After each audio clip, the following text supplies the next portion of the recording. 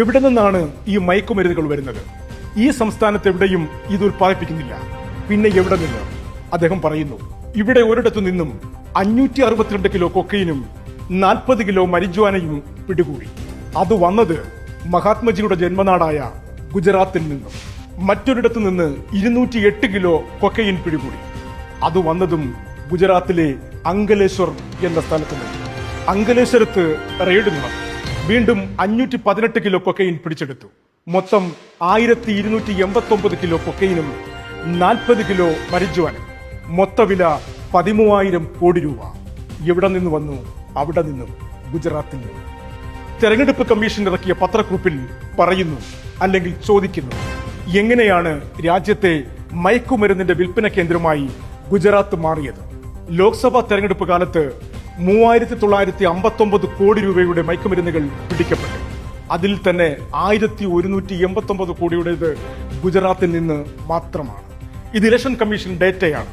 അവിടെ മയക്കുമരുന്നുകൾ ഉണ്ടാക്കുന്ന ഫാക്ടറിയും അത് പ്രോസസ് ചെയ്യാനുള്ള ക്രമീകരണങ്ങളും ഗുജറാത്തിൽ വ്യാപകമായി നടന്നുവരുന്നു. മയക്കുമരുന്ന് നിർമ്മാണത്തിന് ആവശ്യമായ അസംസ്കൃത വസ്തുക്കൾ എത്തുന്നത് കടൽ വഴി, ഗുജറാത്തിലെ തുറമുഖങ്ങൾ വഴി, പ്രത്യേകിച്ച് മുന്ദ്ര പോർട്ട് വഴി. 2021 മുന്ദ്ര പോർട്ടിൽ നിന്നും 3000 കിലോ ഹെറോയിൻ പിടിച്ചെടുത്തു. രാജ്യം കണ്ട ഏറ്റവും വലിയ തുക. 21,000 കോടി രൂപയുടെ ഹെറോയിനാണ് അന്ന് പിടിക്കപ്പെട്ടത്. പിന്നെയും മുന്ദ്ര പോർട്ടിൽ നിന്നും മാത്രം കോടികളുടെ മയക്കുമരുന്നുകൾ പിടിച്ചെടുക്കപ്പെടുകയും പിടിച്ചെടുക്കാത്തവ പുറത്തേക്ക് ഒഴുകുകയും ചെയ്യുന്നു. കുറച്ചു വർഷങ്ങൾക്കിടയിൽ ഗുജറാത്തിൽ നിന്ന് മാത്രം 2.5 കോടി രൂപയുടെ മയക്കുമരുന്നുകൾ പിടിച്ചെടുക്കപ്പെട്ടു. പിടിക്കാത്തത് എത്ര കോടി? മുന്ദ്ര പോർട്ട് വഴിയെത്തുന്ന മയക്കുമരുന്നുകൾ സ്വീകരിക്കാനായി ഫാക്ടറികൾ തയ്യാറായി നിൽക്കുന്നു. അവിടെ നിന്നും ഇത് രാജ്യത്തിന്റെ മുക്കിനും മൂലയിലേക്കും ഒഴുകുന്നു. രാജ്യത്തെ യുവത്വം ഇരയായി കൊഴിഞ്ഞു വീഴുന്നു. മുന്ദ്ര പോർട്ട് ആരുടേതാണ്? അദാനിയുടേത്. ആ മുഖ്യമന്ത്രി ഇത്രമേ പറഞ്ഞുള്ളൂ. അയാളുടെ കാര്യത്തിൽ തീരുമാനമായി. ഇവിടെ കേരളത്തിൽ വിഴിഞ്ഞം പോർട്ടിൽ ഹെറോയിൻ പിടികൂടി. വിഴിഞ്ഞൻ പോർട്ട് ആരാണ് നടത്തിപ്പ്? അദാനി. രാജ്യാന്തര തലത്തിലുള്ള മയക്കുമരുന്ന് ശൃംഖലയുടെ ഭാഗമായി നമ്മുടെ വിഴിഞ്ഞവും മാറി. അതിലൂടെ കേരളവും. ആരുണ്ട് ചോദിക്കാൻ? ആരുമില്ല.